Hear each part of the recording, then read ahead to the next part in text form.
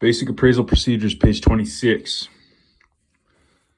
Buyers and sellers, and therefore the approach typically provides the most reliable, accurate indicator of a property's market value.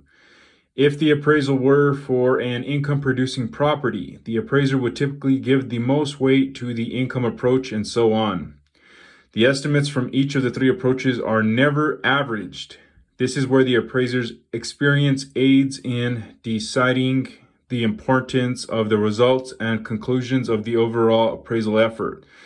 It is important to remember that even with all of the appraiser's knowledge and experience and the extensive research and calculations that go into an appraisal, the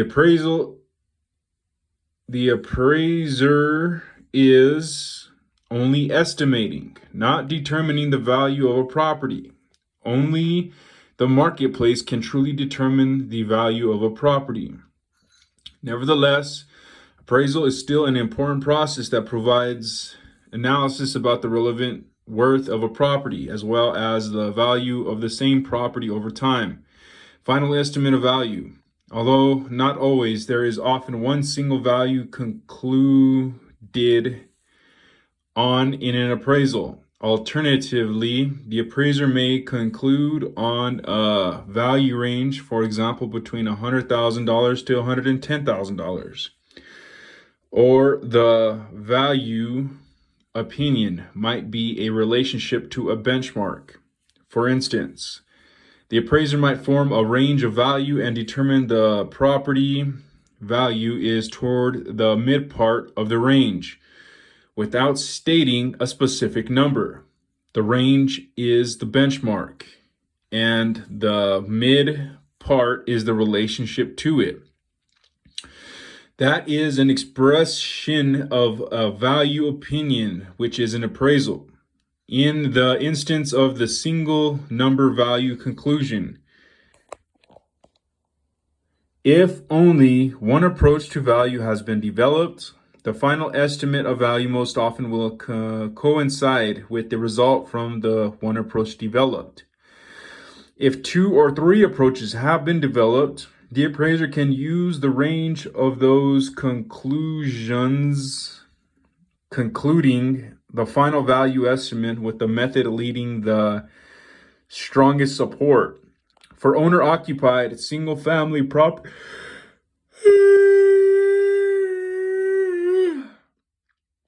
single-family properties, this is often the sales comparison approach. Numerous possible conclusions could be cited here. This is a process that requires just clear thinking combined with experience. In the back of the appraiser's mind, though, must always be the thought that the conclusion is logical and supported. Roman numeral 8, the appraisal report. The final step in the appraisal process is the appraisal report. USPAP allows an appraisal report to be oral or written. Oral reports are rare for most appraisals and have special USPAP. Important points.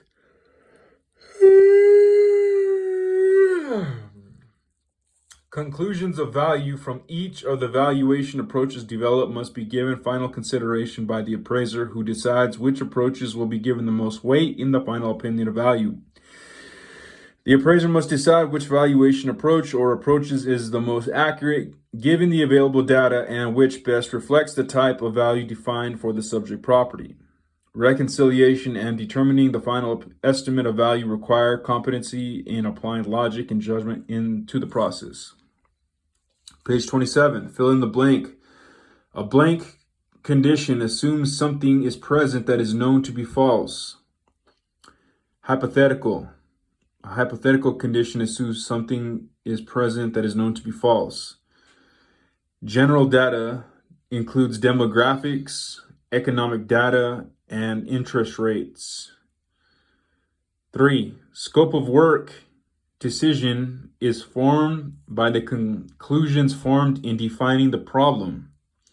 4. The final analysis in the evaluation process is reconciliation. 5. Joan is performing an exterior inspection for an appraisal. She will probably use an extraordinary assumption in the final opinion of value. 6. An example of a partial interest might be a life estate,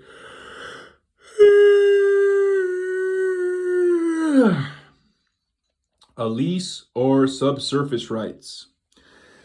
7. For an estate, a value as of the owner's date of death might be required, which would be in retrospective. Requirements. In most cases, the appraisal report will be written. The appraisal report is the primary means of communicating the appraisal results to the client. The appraisal report not only reports a final opinion of value for the subject property, but also explains the appraiser's reasoning to the client and anyone else authorized to read the appraisal report. The appraiser wants to lead the reader through the rationale and process used in developing the appraisal and conclusion. With this in mind, the report should be clear and concise, logical and consistent, and supported and documented with market evidence in defense of the conclusions reached. Remember, the appraiser's opinions must be supported by analytical data.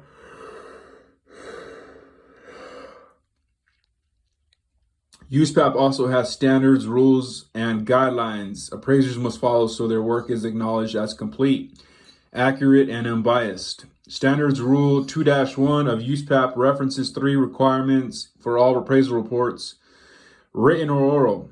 These will be studied at length in a separate USPAP course. But for now, the fundamental elements of every appraisal report are: 1. The appraisal report must be clear, accurate, and not misleading. 2. The report must contain sufficient information to be understood properly by the intended users. 3. The appraisal report must disclose any extraordinary assumptions, hypothetical conditions, or other assignment. Extra note, never say mold or mildew, especially in front of client, because can be held liable.